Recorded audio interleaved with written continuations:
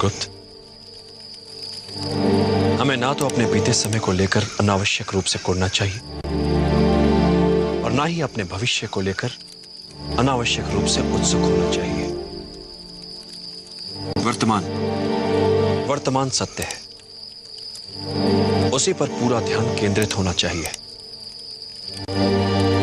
किंतु कैसे? बीते समय से शक्ति बटोरो और सजग होकर गढ़ो अपना वर्तमान। भविष्य अपने आप संवर जाएगा। भविष्य, वर्तमान, आप इन सब की बातें करते हैं ना आचार्य,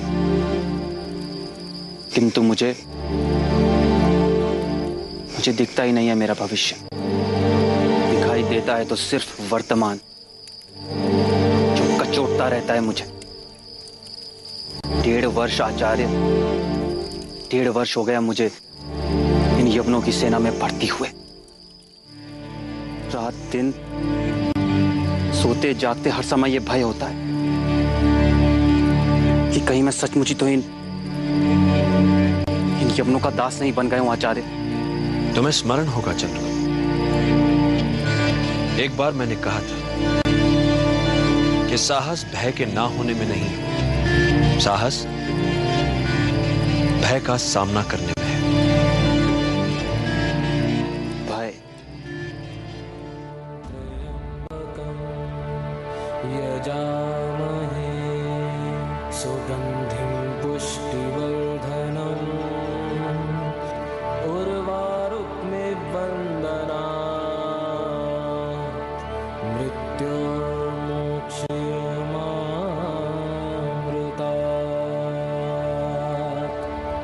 कोई भी समस्या आशा को परास्त नहीं कर सकती। कैसी भी रात सूर्योदय के सामने नहीं टिक सकती।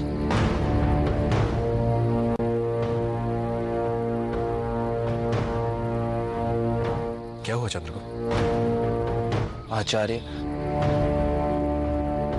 मैं इतने वर्षों से आपके साथ हूं, किंतु अभी तक आपको जान नहीं पाया। मुझे जब भी ऐसा लगता है कि मैं आपको जानने लगा हूं, समझने लगा हूं, आप ऐसा कुछ बोल देते हैं या ऐसा कुछ कर देते हैं जिसके पीछे कोई गहरा उद्देश्य होता है, ऐसी कोई गहरी बात होती है जो मैं समझ ही नहीं पाता। मैं जब भी कोई योजना बनाता हूं तो उसकी सफलता को लेकर संशय मेरे मन में भी रहते हैं।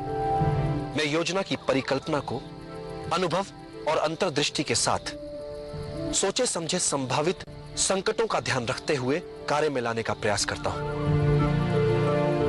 किंतु कार्य की सफलता योजना, भाग्य और अंतरात्मा के स्वर के मिले जुले असर से तय होती है।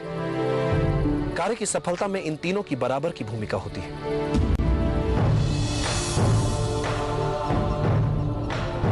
सफलता के लिए अर्जुन की तरह हो पाना उचित रहता है, मात्र लक्ष्य की ओर दृष्टि और कहीं नहीं। करेंगे हम पाटलिपुत्र में प्रवेश। किंतु आचार्य, यदि नगर में प्रवेश करते समय सुरक्षा कर्मियों की दृष्टि हम पर पड़ गई तो? गाड़ी चैतन्य चलाएंगे, स्वर्ण में इन्हें दिखाना और उनसे कहना कि हमें राजमहल जाना है।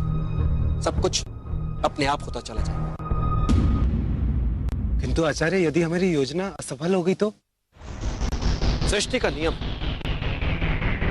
जिस तरह के विचार हम अस्तित्व को संप्रेषित करते हैं, उसी तरह की ऊर्जा अस्तित्व द्वारा हम तक पहुंचती है। याद रहे, विचारों का सकारात्मक होना अनिवार्य है, तभी राह सरल और सुगम होती चली जाती है।